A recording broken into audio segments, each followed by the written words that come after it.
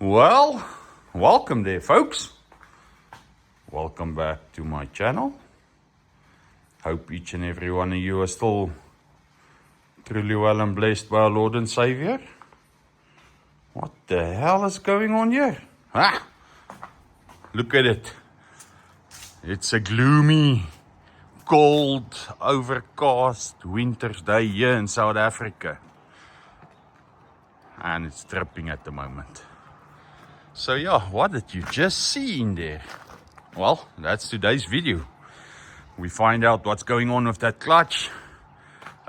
Is it gone? Is it bad? What happened? And at the same time, we find a huge problem, a big problem, a massive problem. Something that could have ended it all for me. And yeah, so thank the Lord for keeping me safe through that. So yeah, that's what we're up to today. So 52 days, people, 52 days as of today left before the top ends. So we really need to get going, get this bike back to the dyno, see what the power is so we can start testing, but not in this weather. All right, let's get going with the movie.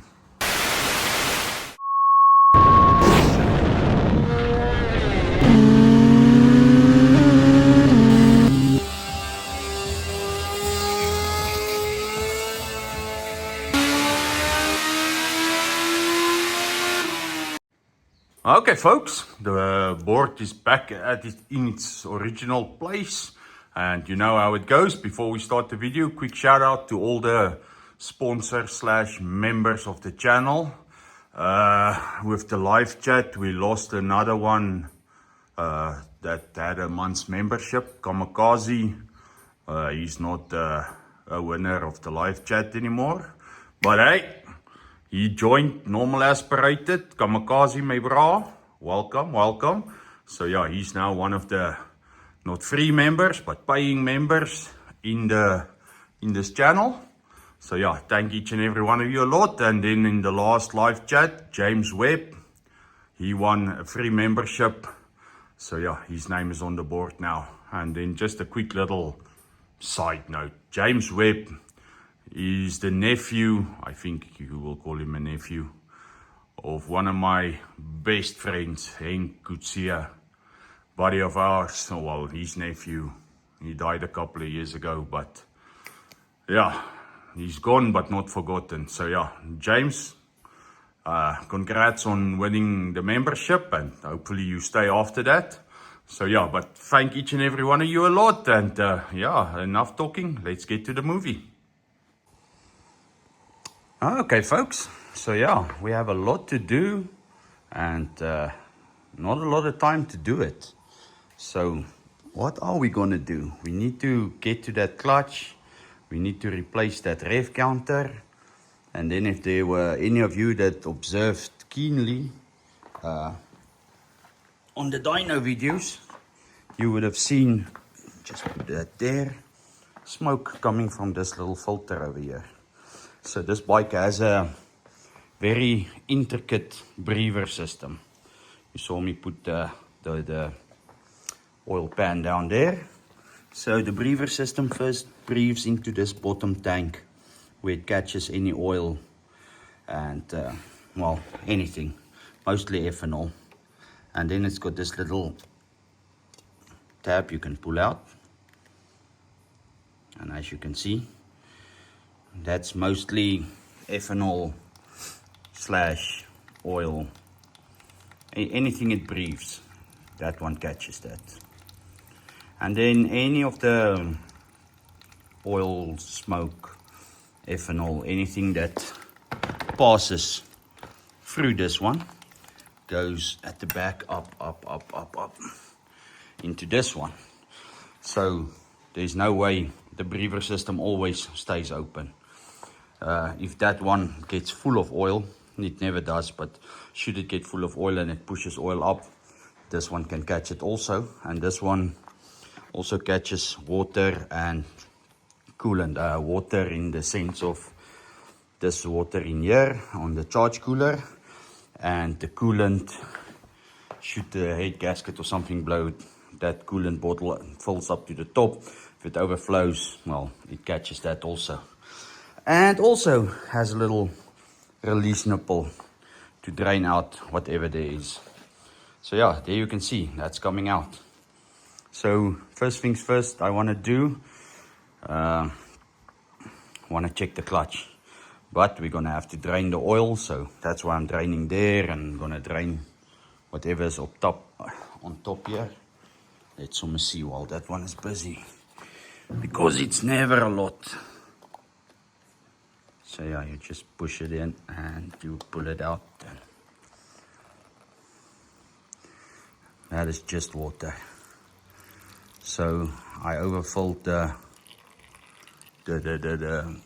cooler. So yeah, some of the water made it back here. But yeah, we'll drain everything. I'll drain the oil next once everything is drained. And I'll show you how the oil looks, because we can't use that oil anymore. There'll be clutch shavings in it. And once we've done that, we'll put the bike on the side and remove that clutch cover. And I'll show you what the clutch looks like. That $1 million clutch. All right, let me finish up here and I'll show you that just now. Okay folks, so let's drain all of that lovely 8 bottles of brand new Shell Helix or HX oil. Let's see what's going on there.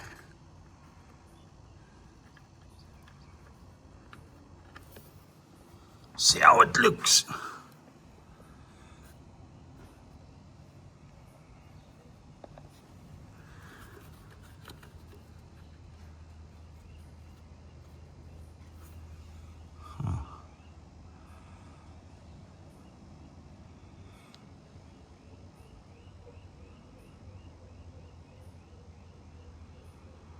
Okay, I'll let it drain down and take it out and I'll show you how it looks. Yeah, so all the oil has been drained and it has been standing for a day now. I will be putting it back into a container and straining it through a cloth to see if there's any particulars or glitter or anything strange in it, and see what's settled at the bottom. So I'll be doing all that and then just showing you what we find, if we find anything. And then I'll put you on the camera stand and we'll quickly pull off this clutch cover and see what's going on the inside. Yeah, so I'll quickly start straining this and show you the next step. Yeah, so while I sit here and undo this whole clutch assembly, I'd like to tell you about it.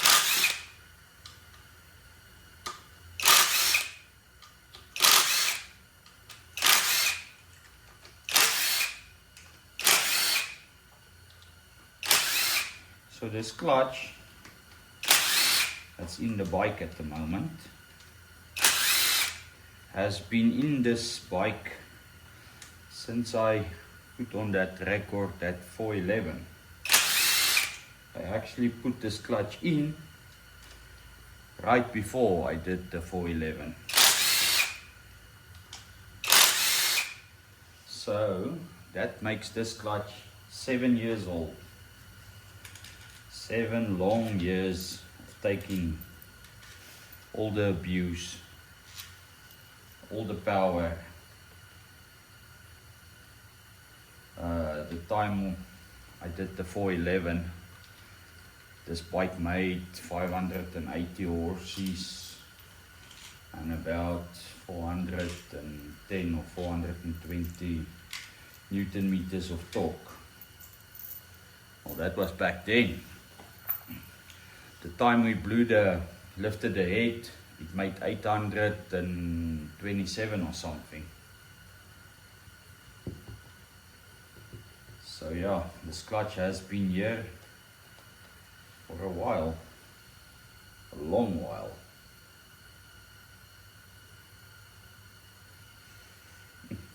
You can smell the ethanol.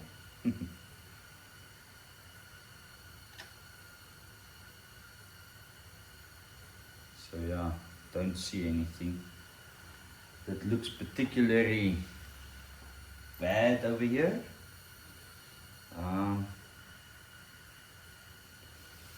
Just go and grab a number 10. Then we can loosen this clutch up and I'll show you how it looks when it comes apart. Yeah, so hopefully this is a better angle and you can see a bit better.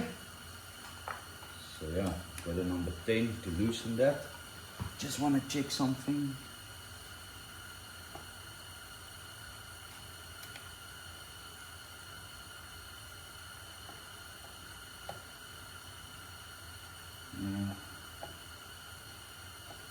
Just roughly checking the free play.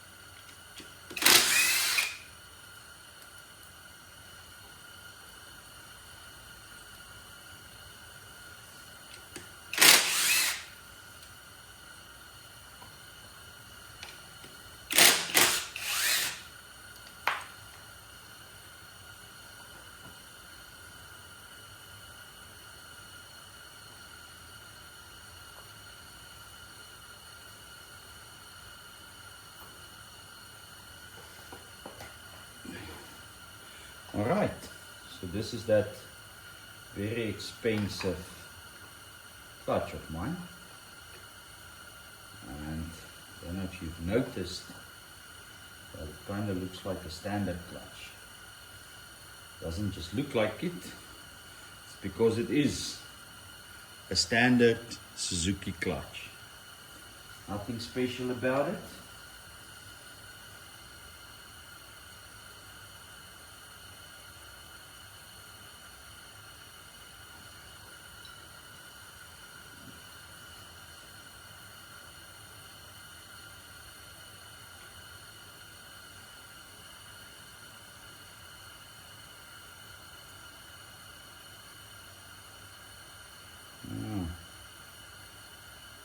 I really have seen much worse. You can see the plate discolored. Not a lot, just started. But yeah, definitely discolored. Okay, so let's take them out one by one. You can check all the blocks are still there, just worn off a bit. Again, not blue, just slightly discolored. Let's see, and get lower down. None of the plates are dry yet, so that's a good thing. Doesn't mean they were without of oil or anything like that. Just started to discolor. Actually, very good.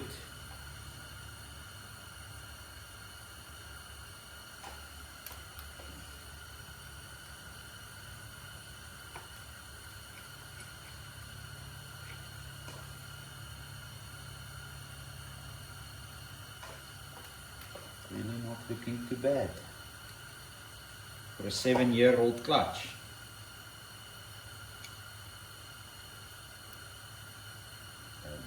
So I should go fetch my tool.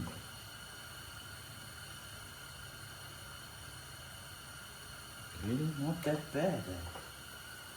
I was really expecting a lot worse.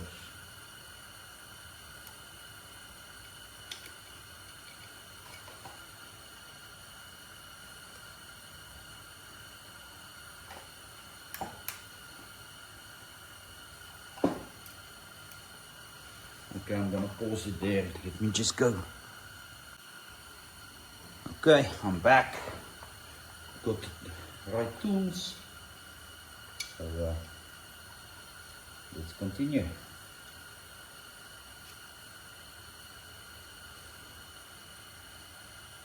not even blue. Okay folks, this looks like it's going to be a straight with new clutch in. End of story.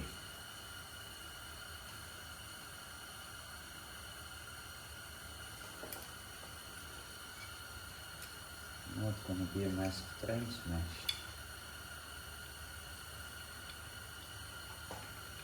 Couple of plates at once. Steel plate, slightly discolored. Fiber plate, not looking dead. Steel plate, a bit dry. Not bad. Fiber plate.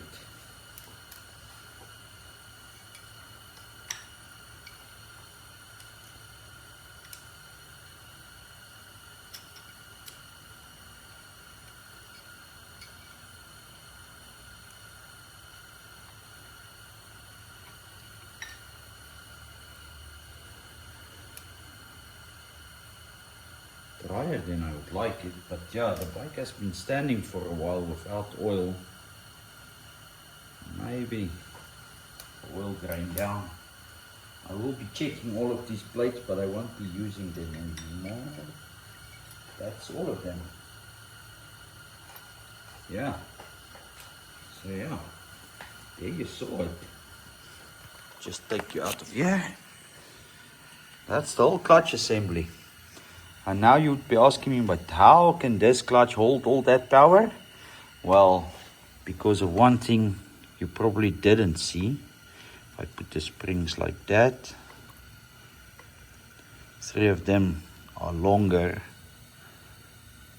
than, oh my soul, the other 3.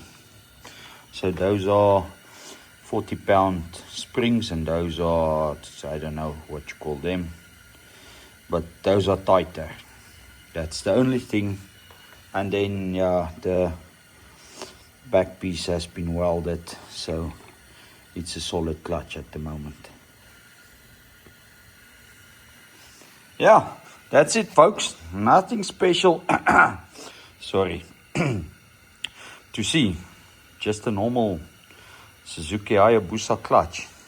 Nothing wow, nothing major. We will just be replacing that with another normal Suzuki clutch. And Bob's your uncle. I don't have one at the moment, but I'm waiting for one. As soon as that gets here, I'll put the cover back on so we can continue on taking that rev counter off and mounting the new one.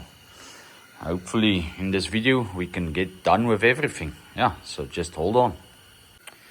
Alright, so while I was busy putting the cover and the plates back, oh not the plates, just the covers back together, I did find one problem that was, I don't know if any one of you have seen this before, probably. It's a common problem. I don't know if you can see there, but the threads are stretched here at the back, and pretty much all 6 of them are dead. So what will happen if you try tightening these ones now, they will break off because, as I said, here at the back the thread has stretched, and yeah, but the only thing that'll do is it'll make the springs a bit looser, which can also contribute to the clutch slipping, but I already replaced those, put new ones in, and yeah, just waiting on the new fiber plates. We'll be replacing that, and I found a problem, a huge problem. I will show you. I'm gonna have to take the tank out and drain the fluids to access the problem. And I think I've been driving with the problem for a while, so I'll show you once I get to that. It's on the other side. I think it happened when the head lifted, roughly about 2 years ago. And yeah, not too good, not too good, but yeah, I'll show you once I get to that. Yeah, so there was always the possibility that we were gonna install this rev counter and it wasn't gonna work, and yeah, that possibility came true. We set it at, I think, 2000 revs. It looked fine. We revved the bike up to 3000 revs. It wasn't fine. Set it up on 3000 revs. We revved the bike up. Yeah, just completely not accurate. And the first time we took the bike to 11,000, the rev counter somewhere went, yeah, past 0. So yeah, that is unfortunately how it goes. You win some, you lose some. Sometimes you take all the time to design something and make something, and at the end of the day you don't use it. At least I tried it and it didn't work. So yeah, this rev counter and the shift light is coming off. We're gonna be installing something new. So yeah, hold on, let me get it and I'll show you once I made a bracket to fit it. Okay, so the oil has been filtering. You check in there, there is nothing. Last few drops of oil. You can check there's some black spots. Looks like grease again, like it was in the previous oil, but I'm pretty sure that's clutch particles. No glitter, nothing like that. If you see glitter, it's just this container. Don't know why I keep using it. It works pretty nice, but yeah, it's got like glitter in the plastic. Check everywhere. But yeah, so the oil looks good. Rev counter is off, and this is the new one. New one also gonna fit in there quite beautifully. Only thing is we need a bracket for it. Lucky for you guys and girls. Where the hell did I put it? I am an expert in that CAD design, you know, that cardboard aided design. So I designed this lovely little bracket, and yeah, all we need now is to turn it into a piece of metal, which I already did, and put grommets in and all that lekker groceries. So this is what that bracket looks like. So I'll quickly fit it on the bike and show you how the new rev counter slash Speedo groceries is gonna look and work and fit. Okay. Yeah, and there you have it. The new rev counter slash bike Speedo installed. Well, not installed, just where it's gonna live or sit or all that lekker groceries. And I just need to wire it at the moment. And I don't have to hope it's gonna work. I know it's gonna work because I got this one from Shane, and he's got the same one on his turbo booster, and it works fine on his, so it'll work fine on mine. Yeah, still nice and visible. Plus this one has the lights all around that show you white, and red when you get to the red. So yeah, that'll work. And it's got a shift light, and if I want to, it can display some speed, but not interested in the speed. I'll just use like the oil light and the heat gauge, stuff like that, things I can use. All right, so let me start wiring that up, and we can get to that big problem, finish off this video. Okay, so let's test fire this display. I did wire it in, just the basics, but yeah, let's see how it looks.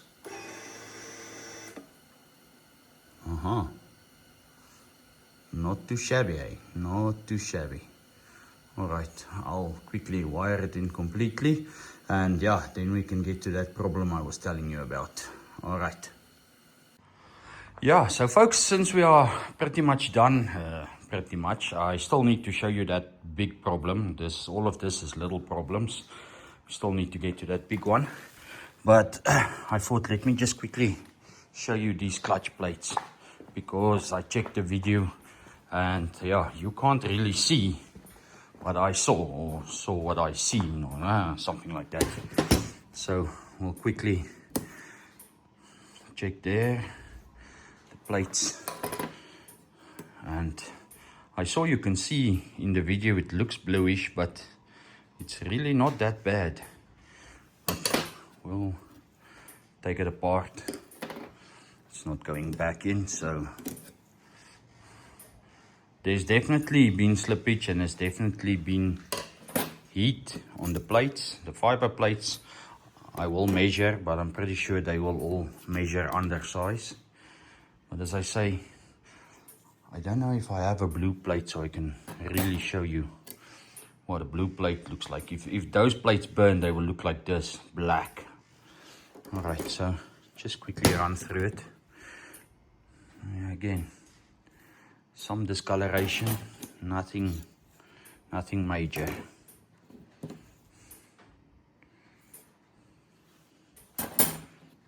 So yeah, I will give them a nice clean, and the fiber plates I will put away to use for something else maybe later, keep them in oil. And the steel plates we will measure, I'll probably use them again. As I say, they don't look too bad, got a bit of heat, nothing too major. So yeah, just quickly run through them all. The further you get to the front, obviously the more slippage there would have been. So yeah, this one would be the bluest of the lot. This one and that one would have gotten the most damage. But as I say, even the fiber plates don't look bad, but you can't use them. They're hard now, so you need soft ones. So yeah, I thought I'd just quickly show you. Yeah, so let's get to that massive problem, and I can quickly show you that and tell you what happened, and yeah, we'll figure it out from there. Alright, so in order for me to show you the massive problem on the bike, I need to remove a couple of things. As you can see, I turned the bike around. It's just for better lighting, yeah. So the bike's turned around. I quickly am gonna remove everything that's in the way to show you the problem, and then I'll remove everything I need to remove to get to the problem. Something like that. So there's a lot of stuff gonna have to be removed, but I'll quickly show you just how I found the problem and yeah, how big the problem really is. And it's massive. So yeah, hold on. I gotta have to remove one or two things and then I'll show you. Alright, so the burp tank is removed, and if you still can't see the problem, that's exactly why I didn't see the problem. But I'll get in closer and I'll show you. If you cannot still not see it, oh my soul, look where my finger is. Look what I'm lifting up. I know the lighting is bad. There's no way for me to make it any better. Okay. Now the lighting is gone because it plugged out. But fine. So this water line here at the back. Oh no, let me get that light back on. Okay, lights on. So this water hose here at the back that comes from the barrels down to the pump has exploded. You check there, you can see the stitching on the inside. That pipe's gone. So yeah, how did that happen and what's going on here? So yeah, about 2 or 3 years back when I blew up the motor, when the head lifted, well, that sent boost right into the water system and it actually blew up this hose. It didn't rupture it, it just blew it up, so the outer layer with the fibers and stuff, yeah, got torn up like it is now. So the pipe is not leaking, but it's only got that thin wall left. I can almost poke through it with my finger. When I take it out, you will see. So yeah, what's the reason? Why didn't it burst after that? Well, lucky for me, I went with the Evans. The Evans doesn't build pressure in the water system. So yeah, that is why that pipe is still holding water or Evans and hasn't washed my whole chain with water and back wheel and sent me off to the bushes. So yeah, a lot of things I have to remove. I have to remove the the air shifter, the cover, sprocket cover with the strap, the fuel tank, everything needs to be removed, and then I have to drain everything to get to that pipe. Not going to show you that. I'll show you once that pipe is out, then you can see how bad it really is. Alright, so let me quickly do that. Okay folks, the pipe is out. I cleaned it quickly. So this is the piece you see from the top, from up there. And yeah, look at it. Luckily, look at how thin this piece is. It blew through all the tow, or I don't know what you call it, fibers, all in that one shot. And I think that's when it happened, because I'm not sure when it happened, but it's the only explanation I've got. And yeah, the reason I didn't see this is, yeah, you saw where it is. So yeah, this could have been a catastrophe. Yeah, it could have been bad, very, very bad. If this little piece here tore for any reason, or even if the head gasket blew again, with the Evans in, this thing wouldn't take any pressure. So yeah, that would have went all to the back tire. And then it doesn't help I've got the best prever system in the world, because that wouldn't have been able to stop this. And yeah, you see I didn't take the covers off. Well, I'm still gonna have to take them off, because I was lucky I could get to the clamp, but I won't be able to tighten it with the new pipe. I don't have a new pipe at the moment. So yeah, things like this do happen, and I thank the Lord for keeping this piece whole and not let it rupture while I was doing a top end run, because that would have been a massive catastrophe. But yeah, I think that's that for this video. I quickly want to say, for the next video, we will be fitting this, we will be installing the new clutch, and Lord willing, we will be taking it back to the dyno and showing you guys and girls and all you folks out there exactly how much power this bike makes, or can make, or does make, or what have you. If you've checked the dyno video, you would have seen we stopped at 2.4, 2.5 bar. Well, this bike can go up to 2.8 bar. Oh, well, we've had it at 2.8 bar. We haven't taken it higher than that, but I'm pretty sure with the new setup it can go even higher than that. So yeah, if you watch so far all this time, comment down below. Thank the Lord, for not letting this thing break while I was doing a run. And yeah, then thank you all for watching this far. And yeah, like, comment, all that stuff. YouTube likes it, share it.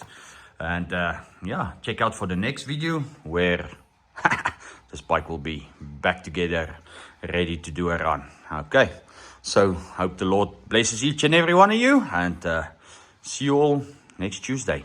All right, goodbye.